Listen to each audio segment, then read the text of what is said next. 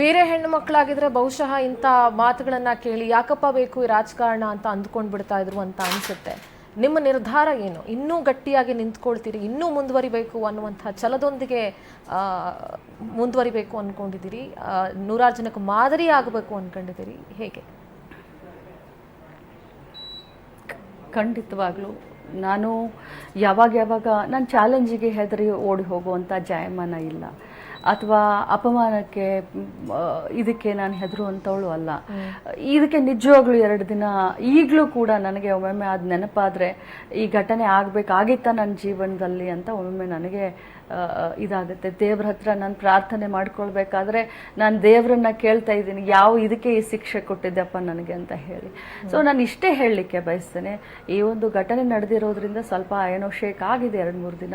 ಆದರೆ ನಾನು ಇವತ್ತು ನನ್ನ ಆತ್ಮಸಾಕ್ಷಿಗೆ, ಇಡೀ ಹೆಣ್ಣು ಕುಲಕ್ಕೆ, ಯಾಕಂದರೆ ಒಂದು ಮಾದರಿ ಆಗಬೇಕು ಅನ್ನುವಂಥ ಆಸೆ ಅಂತ ಹೇಳೋದಿಲ್ಲ, ಇದನ್ನಂದ್ರೂ ಕೂಡ ಇದಕ್ಕೆ ಮತ್ತೊಂದು ಸ್ಟೇಟ್ಮೆಂಟ್ ಏನಾದರೂ ಕೊಡ್ತಾರೆ, ಮತ್ತೊಂದು ಕಮೆಂಟ್ ಏನಾದರೂ ಕೊಡ್ತಾರೆ, ನನಗೆ ಅದೆಲ್ಲ ಬೇಕಾಗಿಲ್ಲ. ಆದರೆ ನನ್ನ ಸ್ವಾಭಿಮಾನಕ್ಕೆ ಕೊನೆ ಉಸಿರಿರುವವರೆಗೂ ಧಕ್ಕೆ ಬಂದರೆ ಅದರ ವಿರುದ್ಧ ನಾನು ನಿಂತ್ಕೊಂಡೆ ಅನ್ನುವಂಥ ಒಂದು ಧೈರ್ಯ ನನಗಿದೆ ಅನ್ನುವಂಥದ್ದು ನಾನು ತೋರಿಸ್ಕೊಳ್ಬೇಕಾಗಿದೆ. ಸಾವಿರಾರು ಜನ ಇವತ್ತು ರಾಜಕಾರಣದಲ್ಲಿ ನನ್ನನ್ನು ನೋಡಿ ಬರ್ತಾ ಇದ್ದಾರೆ. 33% ರಿಸರ್ವೇಷನ್ ಅಂತ ಇವರೇ ಪಕ್ಷದ ಪ್ರಧಾನಮಂತ್ರಿಗಳಂತ ಮೋದಿಯವರು ತರ್ತಾ ಇದ್ದಾರೆ.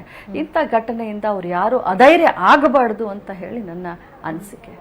ಎಲ್ಲೋ ಒಂದು ಕಡೆ ಸಿ.ಟಿ. ರವಿ ಅವರ ಬೆನ್ನಿಗೆ ಬಿಜೆಪಿ ಪಕ್ಷ ನೆಪ ಮಾತ್ರಕ್ಕೆ ನಿಂತ್ಕೊಂಡಿದ್ಯಾ ಅನ್ನೋ ಥರ ಮೇಲ್ನೋಟಕ್ಕೆ ನಿಮ್ಗೆ ಯಾವಾಗಾದ್ರೂ ಕಾಣಿಸಿದ್ಯಾ ಈ ವಿಚಾರದಲ್ಲಿ? ಯಾಕೆಂದ್ರೆ ಸಾಕಷ್ಟು ಜನ ನಿಮಗೆ ದೂರವಾಣಿ ಕರೆ ಮಾಡಿ ಸಾರಿ ಕೇಳಿದ್ದಾರೆ, ನಿಮ್ಮ ಹತ್ರ ವೈಯಕ್ತಿಕವಾಗಿ ಮಾತನಾಡಿದ್ದಾರೆ, ಮೇಲ್ನೋಟಕ್ಕೆ ನೆಪ ಮಾತ್ರಕ್ಕೆ ಅವ್ರ ಜೊತೆ ನಿಂತ್ಕೊಂಡಿದ್ದಾರೆ ಅಂತ ಅನ್ನಿಸ್ತಾ ಇದೆಯಾ ನಿಮಗೆ?